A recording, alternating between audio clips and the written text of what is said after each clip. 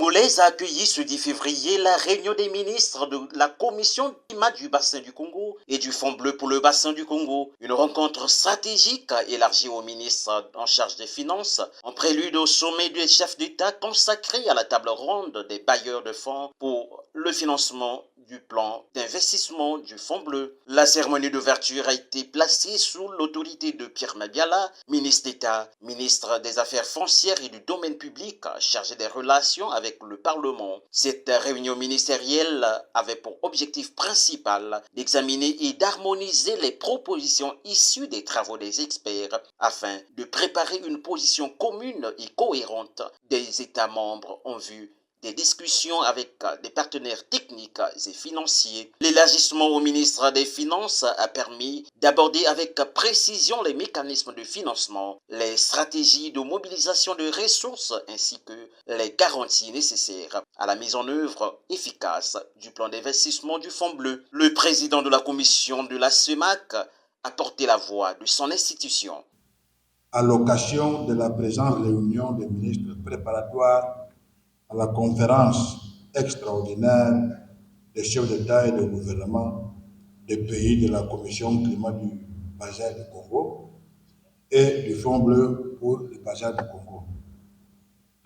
J'exprime ma profonde gratitude aux plus hautes autorités de la République du Congo, principalement à son Excellence Denis Sassou Nguesso, président de la République, chef de l'État, président en exercice de la conférence des chefs d'État de la CEMAC, pour l'accueil particulièrement chaleureux réservé à la délégation que j'ai l'honneur de conduire, ainsi que pour l'excellente qualité d'organisation de la présente rencontre.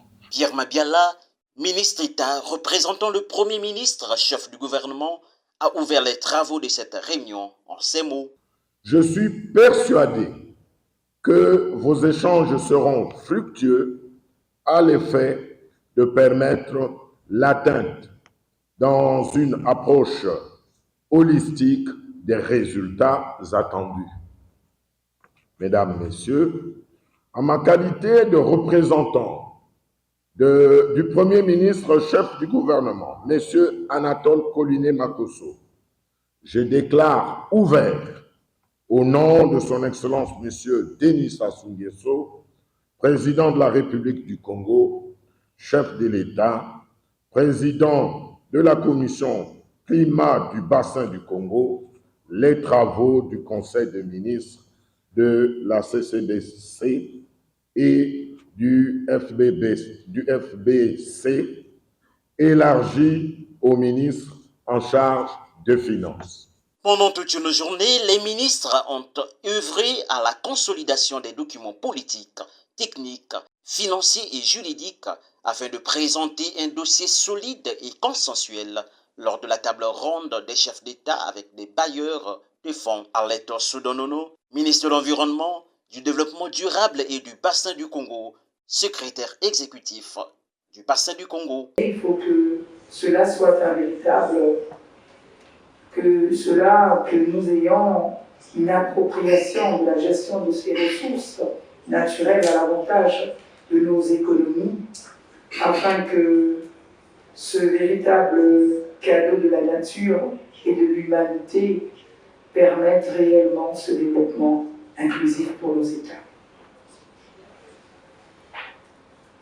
Bien que sous-exploité, il demeure une source de vie et de prospérité durable pour les générations futures d'une part, et d'autre part une région solution pour la lutte contre les changements climatiques, en lien donc avec le développement économique. Nous sommes ce rempart de l'humanité, mais il ne faut pas que le monde, en guillemets, dirige, puisque nous sommes le grenier de l'humanité aujourd'hui, respire. La rencontre s'est achevée sur une note de satisfaction générale. Les ministres ont salué la qualité des échanges, l'esprit de concertation et de convergence de vues enregistrés. Cette étape décisive ouvre ainsi la voie à une participation coordonnée et ambitieuse des pays du bassin du Congo à la prochaine table ronde avec l'ambition de mobiliser des financements nécessaires à la mise en œuvre effective du plan d'investissement du Fonds bleu.